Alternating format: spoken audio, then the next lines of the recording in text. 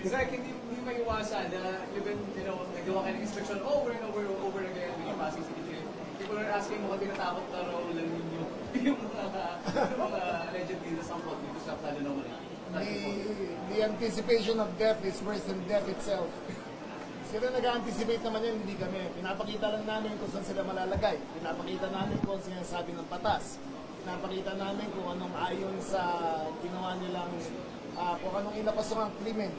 Paano magiging intimidation yun. Kung pinapakita lang namin yung tama sa batas. Diba? So hindi intimidation yan. Terrorism. Hindi. Pero pinapakita lang talaga namin yung ano ang karapat-dapat para sa kanila.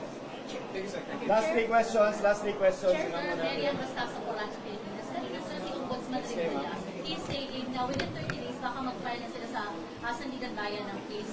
Sa process lang po, Justice, pag ganun ba, by December, kapag nakapag-file within the month of November ang Ombudsman, by December pa, may arrest warrant? That depends on the Sandigan Bayan. I cannot speak for them. Yes. But usually, Justice, pag ganun mga cases. That's the historical point. Chair, sa Cotonero po from Bob Baracho, Philippines. Earlier, Chair, may